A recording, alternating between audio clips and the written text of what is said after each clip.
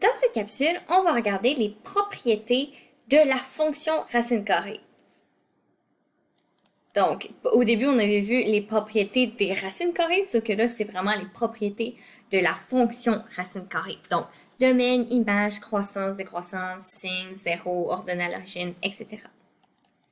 Propriétés. Super. Donc, en premier, si je trace l'allure d'une courbe générale pour l'avoir en tête et son équation canonique, donc c'est y est égal à a racine de b x moins h plus k.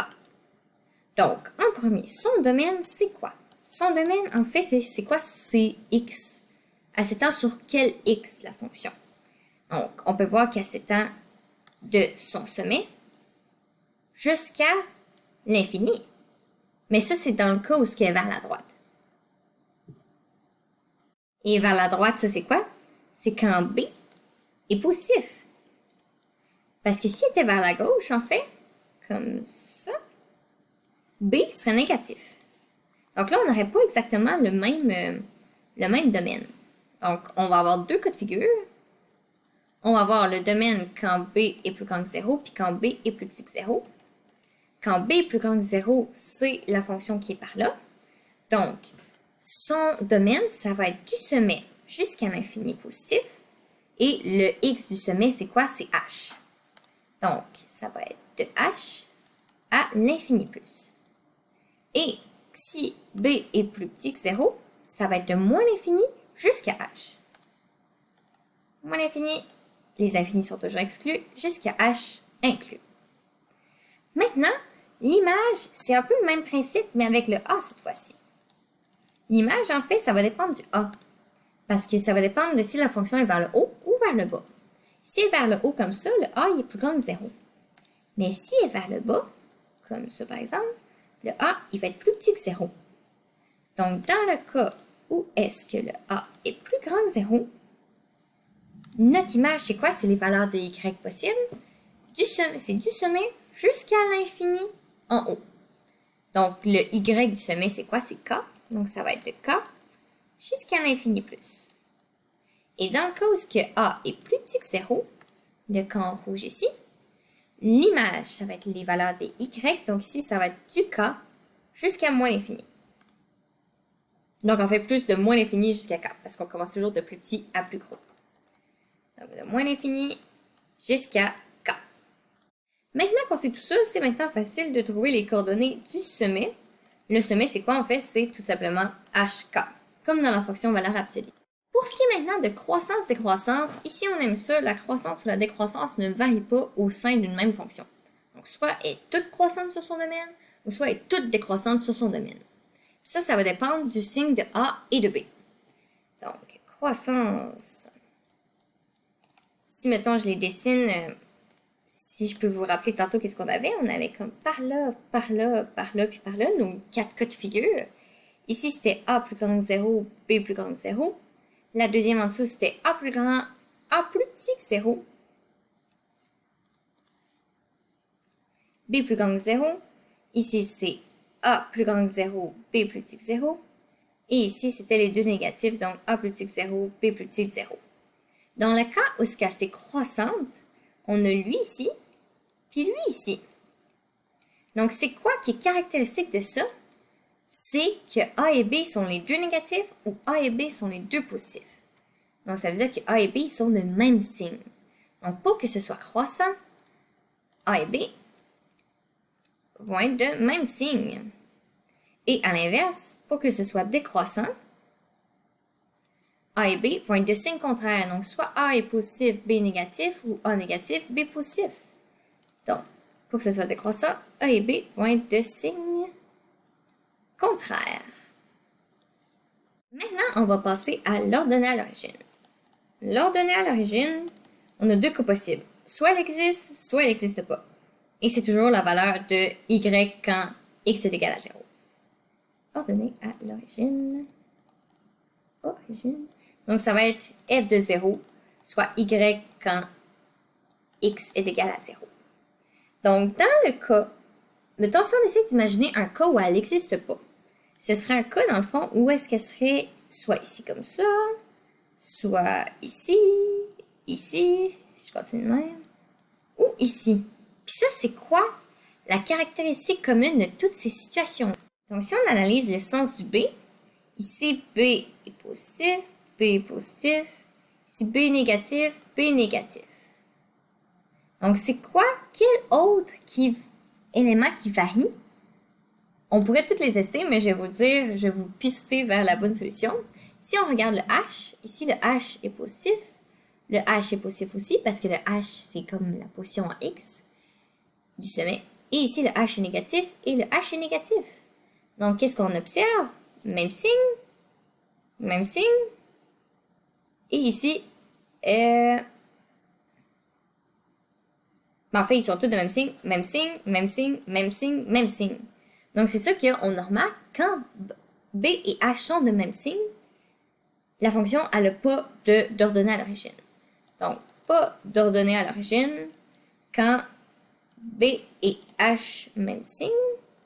Puis, à l'inverse, il va avoir une ordonnée à l'origine quand B et H vont être de signe contraire. Puis pour trouver la valeur, c'est simple, tu remplaces x par 0 dans ta fonction, tu calcules tout ça avec ta calculatrice ou dans ta tête, puis tu vas obtenir une réponse en y. Maintenant, les zéros. Les zéros, encore une fois, il va y avoir des causes qui vont en avoir, puis des causes qui ne vont pas en avoir. Donc pour l'ordonnée à l'origine, c'était B et H qui ont considéré, mais pour le zéro, ça va être A et K. Donc si je dessine un petit graphique, ici, il n'y a pas de zéro. Ici, le A est plus grand que 0, puis le K aussi est plus grand que 0. Ici, il n'y a pas de 0 non plus. Notre A est plus petit que 0, puis notre K aussi est plus petit que 0. Même chose ici. Notre A, il est quoi? Il est plus petit que 0, puis notre K, lui, il est aussi plus petit que 0. Puis, même chose ici. Notre A ici est positif, et notre K va être positif aussi.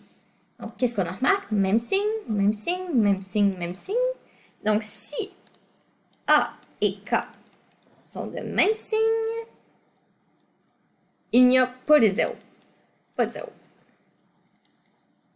Puis, pour qu'on ait un 0, il faut que A et K soient de signe contraire.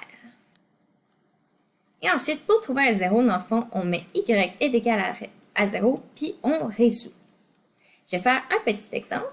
Si par exemple, je veux trouver le 0 de la fonction y est égal à moins 3 racine de x moins 4 plus 1, bien là, A et K sont de signe contraire, donc il va y avoir un 0. Donc pour le trouver, on va mettre y est égal à 0. On va envoyer le 1 au bord, moins 1. Là, on divise par 3, donc ça va donner, on divise par moins 3, donc ça va donner 1 tiers qui est égal à racine de x moins 4. Maintenant, qu'est-ce qu'il va falloir faire? C'est mettre chaque barre au carré. Donc, on met ça au carré. On met ça au carré. Ici, ça va donner 1 neuvième qui va être égal à x moins 4. Évidemment, x va être égal à 1 neuvième plus 4. Puis là, je vais le mettre sur 9 pour que ça soit le même dénominateur. Donc, ça va faire 4 fois 9.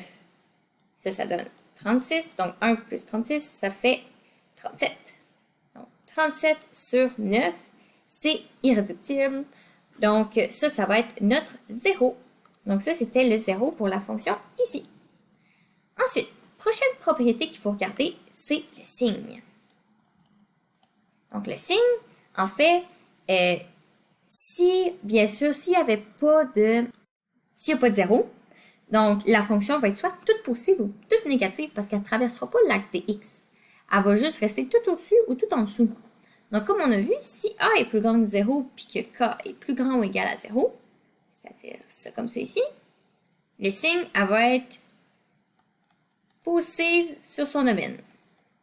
Tandis que si A est négatif, donc si c'est vers le bas, puis que K est aussi plus petit ou égal à 0, elle va être toute négative sur son domaine. Et pour toutes les autres situations qu'on a, eh bien, ça va dépendre du 0. Donc, pour ça, première étape, quand on trouve le signe, il faut trouver les zéros et esquisser la fonction. Donc, si par exemple, j'utilise l'exemple que j'ai utilisé précédemment, je vais faire une petite bulle pour le signe, on avait une fonction que là, on va essayer de la dessiner, la tracer rapidement. Donc, le A, c'est quoi? Le A, c'est moins 3, donc il est négatif. Et le B, c'est quoi? Ici, on n'a pas de B, donc c'est 1. A et B, signe contraire. Donc ici, c'est il est positif. Si A est négatif, ça va être vers le bas. Puis si B est positif, ça va rester à droite. Fait qu'elle va ressembler à ça, notre courbe. Et notre 0, il va être égal à quoi? Il va être à peu près ici, parce que ça, c'est notre sommet qu'on peut dire qui est à 4, 1. Et notre 0 va être à 37 neuvième. Donc, 37 neuvième, c'est à peu près quoi? Si je veux le mettre en nombre en virgule, c'est à peu près 4,1. Donc, tout près, je vais avoir mon 0 qui va passer. Donc, ça, c'est comme mon axe, c'est X. Donc, mon 0 va être ici à 37 neuvième 0. Donc, c'est quoi le signe? Si je check, ça ici, c'est positif et ça ici, c'est négatif. Donc, mon intervalle positif, la fonction va être positive de 4 à 37 neuvième. D'ailleurs, c'est inclus. Et quand on donne le signe, il ne faut pas oublier, on le donne toujours dans un intervalle de x. Et y, ça va être à partir de 0 jusqu'à l'infini plus dans ce cas-ci. Et voilà, donc ça, c'était un exemple de comment on fait pour trouver le signe. Prochaine propriété qu'on peut regarder, c'est les extrémums. Donc, les extrémums, ça dépend. Si la fonction est comme ça ou comme ça, la fonction va avoir un minimum qui va être en fait le k. Et si elle est plutôt comme ça ou comme ça, la fonction va avoir un maximum qui va être le k aussi dans ce cas-ci. Et voilà, donc c'est ce qui fait le tour des propriétés de la fonction racine carrée.